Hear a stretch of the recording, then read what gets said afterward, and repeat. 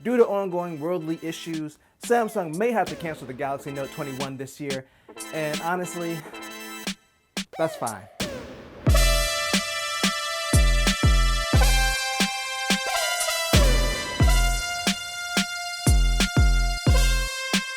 And welcome to another sensational Sunday. I'm Mike, and this week we're talking all about the Galaxy Note 21, which may or may not be canceled. But before we hop into that story, let's go over the comments from last week's video about the HomePod being discontinued. So this first comment is from Leonard Morris. I was looking to buy a new HomePod because my speaker died as a result of a power surge. I discovered to my dismay about the device being discontinued, so because the Space Gray was already sold out, I decided to buy 2 white speakers while I still had the chance. I'm really sad that Apple came to this decision, so I think those was probably the best sounding speakers between Amazon and Google devices. I would still like to get this one fixed somewhere. If Apple doesn't do it, maybe someone like yourself or someone commenting can say where repairs can be made. So I'm flattered about, asking me to repair your HomePod, but honestly, I've never taken apart an audio device before, and I would probably make it like 10 times worse. Like, you probably get it back and it probably wouldn't even have the cover on it anymore, or any components inside of it, or it wouldn't even be in one piece. I'd highly recommend, not having me repair anything ever, but I believe that Apple is still doing support for the HomePod. It's probably going to be one of those things, while supplies last. So I would go ahead and contact Apple if you already haven't to see if they're able to do that repair.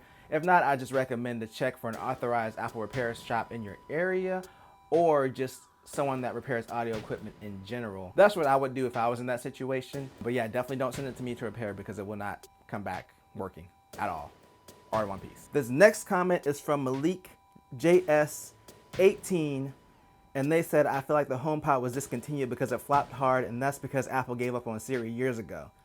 I mean, yeah, that's true. I mean, honestly, before the HomePod Mini came out, I thought that Apple was just going to discontinue the HomePod altogether. And then the Mini came out, and I got false hope that they were going to do a new version.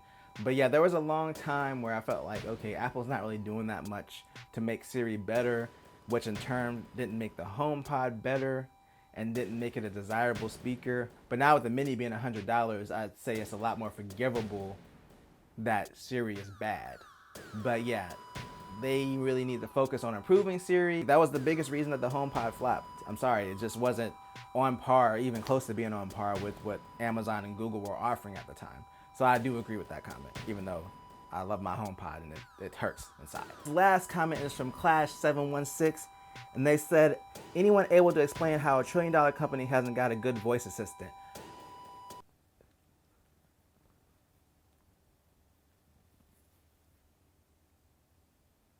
Anyway, I'm just going to stop reading comments because the video is going to end up being too long. So I will be back on Wednesday with my HomePod mini review in honor of our fallen comrade, the original HomePod. But today, let's go ahead and hop over to the Galaxy Note 21. So there was already a rumor that Galaxy Note 21 might not come out this year. And Samsung CEO pretty much confirmed that they are thinking about canceling it for this year. So if you're not familiar with what's going on in the world of microprocessors, there's a huge shortage right now of semiconductors, and that's what's leading to all these issues with graphics cards and video game systems being sold out, and it's even affecting the automotive industry because everything uses semiconductors. So that's why everything's been so hard to get and it's been sold out. It's because of the shortage.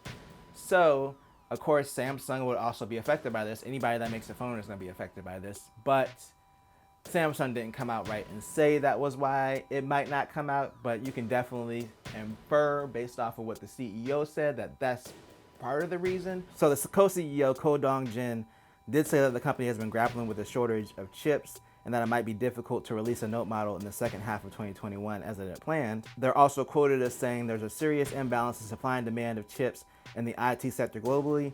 Despite the difficult environment, our business leaders are meeting with partners overseas to solve these problems. It's also noted in the article that I referenced, which is the Engadget article, that they did lose some manufacturing plants in Texas. They had to shut them down because of the rolling blackouts that have been going on. So aside from the shortage that's going on, there's also been issues with some of their plants. Now these plants didn't produce chips for their high-end phones, but that's still going to affect them either way. So basically, Samsung hasn't outright said that it is canceling it, but is thinking about canceling it.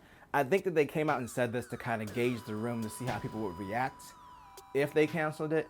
And for the most part, I haven't really seen too many rumblings about people really caring that much. And that's another reason I think that it's probably fine if they don't release a Galaxy Note 21, or in all honesty, if they just don't release a Galaxy Note anymore. Before the Note fans get angry about it, let me explain my point here.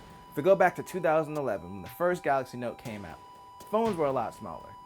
Like, phones were like, 3 to 4 inch screens, or like handhelds, fit in the palm of your hands. The Note changed everything. Granted, back then it was a bit wider, but it was like the first phone, or the first major phone that was like a phablet, in between a phone and a tablet size. It was a bigger phone. It had an enormous 5.3 inch screen, which is funny because even like this regular size iPhone is like 6.1 inch now. And it had a stylus. It was really meant to be a bridge between a phone and a tablet. It was supposed to be like your productivity phone. It was a big deal, and that carried the Note for a while. It was this huge phone that you could just do so much with because the screen was bigger, and then you had this pen where you could jot notes down. It felt like a real productivity monster. Then, of course, over the years, phones started getting bigger. Both Apple and Samsung increased their phone sizes, and Samsung increased the phone size of the regular Galaxy S series, which was, supposed to be like, oh, this is your average phone, and then the Note is like your everything phone. And it just crept up and got closer and closer to the size of the Note. So after size wasn't the thing anymore, because let's be honest, all phones are big now, even the smaller phones are big. Then it became, this is the phone that has the stylus, and it's a little bit more powerful than your regular, Galaxy S, whatever the year is, or whatever the number is. But aside from that, there wasn't as much special about it because it wasn't the biggest phone anymore. Like, it didn't occupy the same mind space. It was just a phone with the stylus. I mean, it was badass, like, it was powerful, and you could do a lot with it productivity wise. But you could do the same thing with a lot of other phones, including Samsung's own like Galaxy S lineup. So I think over time Samsung's kind of lost the identity for that phone, other than now it's just the phone with the pen. And if we look at last year's release, okay, the Note 20 Ultra, right? They also had the Galaxy S20 Ultra. If you look at them side by side, first of all, both the screens are the same size. Processors are the same.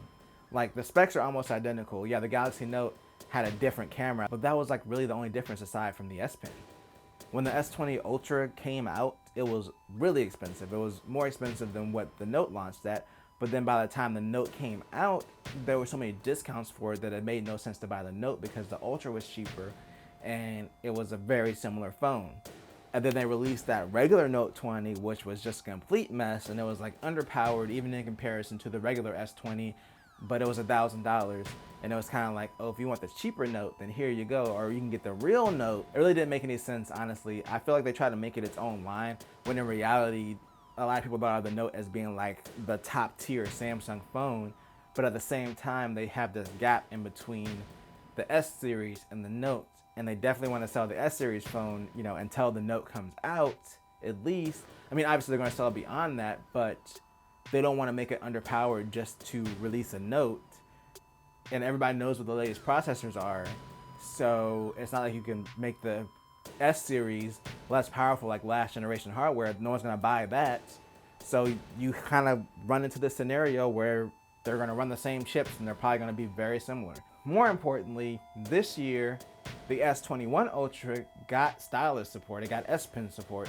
I mean, it's not on the same level as the Note, and it's not built into the phone like you need a special carrying case to have the S Pen with it, or you just have to kind of deal with it just being there, hanging around, just chilling on your phone somewhere or in your pocket or losing it. So its last reason to exist, which was just being the phone with the stylus and whatnot, was gone. Like, in my opinion, this is the year for Samsung to see if it makes sense to make the Note anymore. To me, the Note doesn't make sense when the S20 is so powerful and now it has stylus support. And I don't even think they really have to build the stylus into the phone, because I've known a few people that have a Note and most of them just don't use the stylus anyway. And I think that if you made the stylus an optional accessory and let people choose if they wanted to use it or not, most people probably just wouldn't buy it. Like, the S20 Ultra or the S Series Ultra could just be the replacement for the Note, and then the stylus is optional.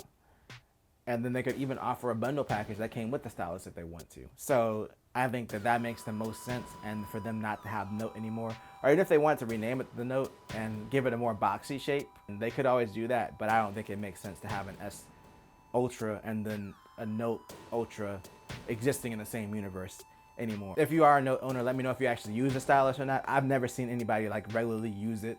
Like whenever I ask anybody that had a Note, they say they never used it. So I'm just curious. Like this was the ideal year for them to skip the Note, if any, because you have your Note replacement ready to go. It's already out. The last point I wanted to make was the Note used to be exciting because it was that big, give you everything phone that was like a phablet. It was between a phone and a tablet, but it doesn't occupy that same mind space anymore.